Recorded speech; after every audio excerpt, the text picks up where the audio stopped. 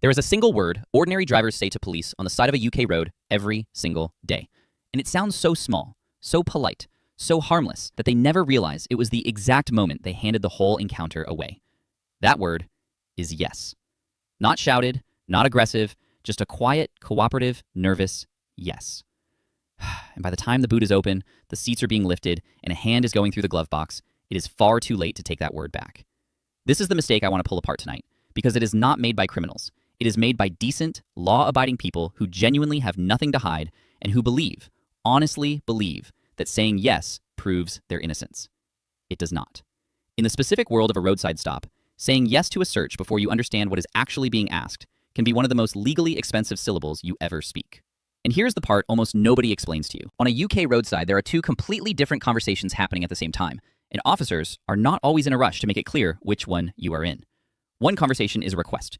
The other is a power. They can sound almost identical when they come out of the officer's mouth, especially when the blue lights are still flashing and your heart rate is somewhere north of comfortable. But legally, they are miles apart. One, you can refuse.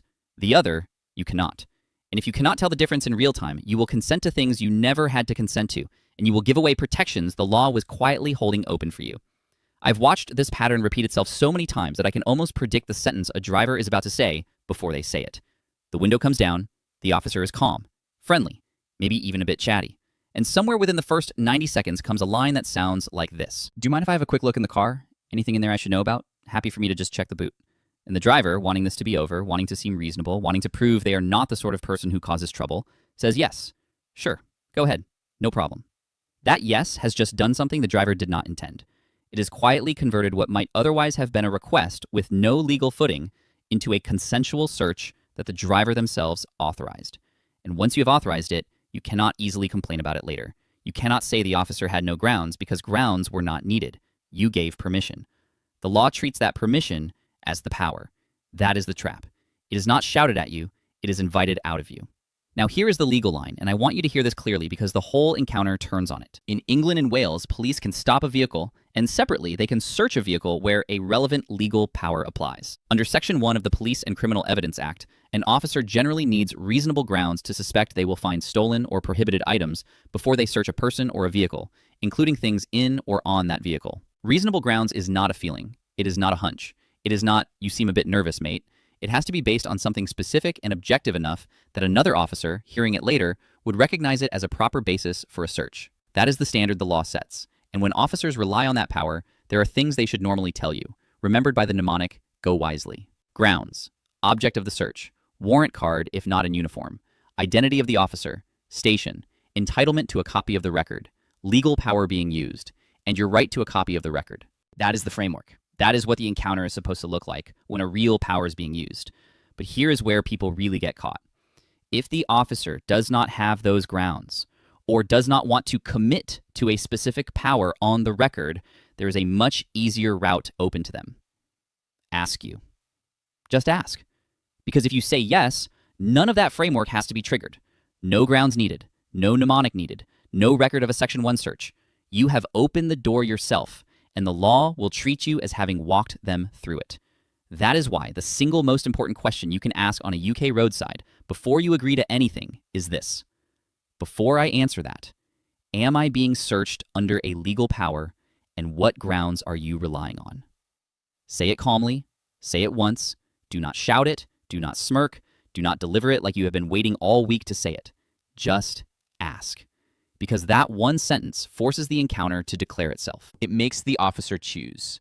Either they are relying on a specific legal power, in which case they should be willing to name it and give you the grounds, or they were asking you for consent, in which case you now know that yes and no are both genuinely available to you.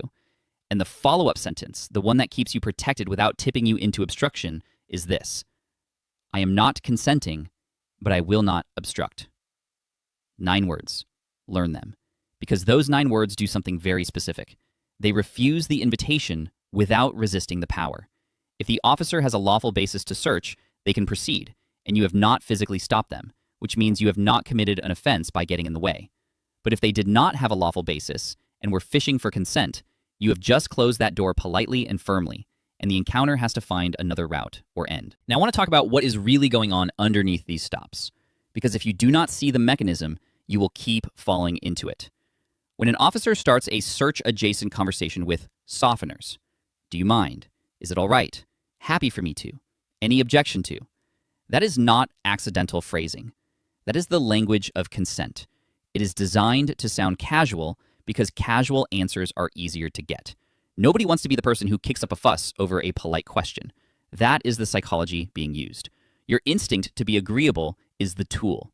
Your fear of looking guilty is the lever. Your desire to get home is the pressure. And your yes is the outcome they are steering towards. And this is where most people blur two completely different things. They think being cooperative and consenting to a search are the same behavior. They are not. You can be entirely cooperative. You can provide your driving documents. You can confirm your name and address where you are required to. You can stay calm, keep your hands visible, speak respectfully, and not make any of it harder than it needs to be. None of that requires you to consent to a search of the car, the boot, the glove box, or anything inside it. Cooperation is one thing. Surrendering a legal protection is a completely different thing. Officers, and I mean this without hostility, are not always going to draw that line for you. That is your job. That is why you are watching this. Let me make the trap even more concrete because this is where the damage really happens. Imagine you have got something in the car that you had genuinely forgotten about. A prescription that belongs to someone else. An old penknife from a camping trip last summer. A friend's bag they left in the back seat 2 weeks ago that you have never actually opened. You have committed no crime by any stretch. But the moment you say yes to a search, whatever is found in that car is now in play. And you have handed it over voluntarily. You cannot later argue there were no grounds. You cannot argue the search was unlawful. You gave permission. That is the whole ballgame. A single nervous yes offered in the first 2 minutes of a stop can create a problem that did not exist 10 seconds earlier. That is the sort of sentence people only understand fully once they have been on the wrong end of it. And this is the part where the encounter stops being about the law and starts being about your nerves. Officers know, and they know it well, that most people talk far too much when they are anxious. So the second trap after consent is chatter. Where have you been tonight? Where are you heading? Whose car is this? What is in the bag on the back seat? Any reason you slowed down when you saw us? These questions sound like small talk. They are not small talk. They are building blocks. Every answer gives the officer more material to either escalate the encounter or find the grounds that were not there when they first walked up to the window. The single most underrated legal skill on a UK roadside is the ability to be polite and quiet at the same time. You do not have to be rude. You do not have to lecture the officer on pace. You do not have to film your own face while shouting, "Am I being detained?" In fact, all of that usually makes things worse, not better. What you need is a small handful of calm sentences and the discipline to use them. Here are the documents you have asked for. I would rather not get into where I have been.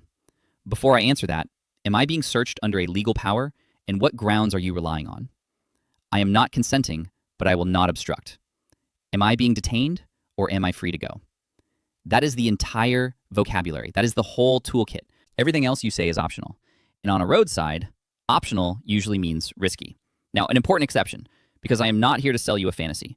There are situations on UK roads where officers do not need consent, and where refusing will not stop the search. If they have reasonable grounds under Section 1, they can search the vehicle. There are separate powers in other legislation, including certain drug-related powers, weapons-related powers, and specific authorizations in defined areas where the threshold is different again. If a lawful power is being properly used, your refusal to consent does not block it, and physically resisting will land you in serious trouble very quickly. That is why the phrase is, I am not consenting, but I will not obstruct. It draws the legal line without stepping over it. It preserves any later challenge you might want to make because you have not authorized what happened, but it does not give the officer a fresh offense to arrest you for on top of everything else. And this is where I want to say something a lot of these videos will not. Do not treat every officer like an enemy.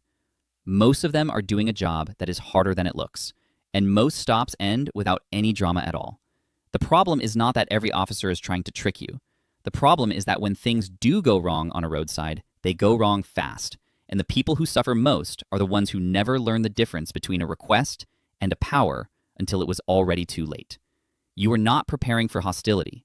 You are preparing for the small percentage of encounters where one wrong sentence quietly reshapes your evening, your record, or your case. There is also something worth saying about tone, because tone is doing more work in these encounters than most people realize. You can say every correct sentence in the world and still make the situation worse if you deliver it like a challenge. The people who walk away clean from these stops are almost never the loudest ones. They are the ones who sound almost bored. Calm eyes, steady voice, hands visible, short sentences, no sighs, no sarcasm, no sudden hand movements towards the glove box. The words are only half of it. The other half is that you sound like someone who is not rattled, because rattled people volunteer information, and volunteered information is how routine stops become something much more serious. Let me compress the whole thing down, because if you remember nothing else from this, I want you to remember this shape. Cooperate with what the law actually requires. Provide the documents you must provide. Stay calm and stay quiet on everything else. Never say yes to a search until you have asked whether there is a legal power and what the grounds are. If there is a lawful power, do not physically obstruct it. If there is not, refuse consent clearly and without argument. And do not talk your way through the encounter trying to sound helpful. Because helpful on a roadside almost always means volunteering something you were not required to give. The reason this matters so much is that the damage in these situations is almost always done in the first 3 or 4 minutes, before most people even understand that a legal moment has started. By the time you are watching the officer's torchlight sweep the back seat, the important decisions have already been made. They were made when you rolled the window down. They were made when the first friendly question was asked. They were made when you said yes without knowing you had a choice. The law in England and Wales still gives you real protections in this moment, but those protections only work if you do not give them away yourself. And the easiest way to give them away is a polite yes, offered too fast, too early, and too eager to please.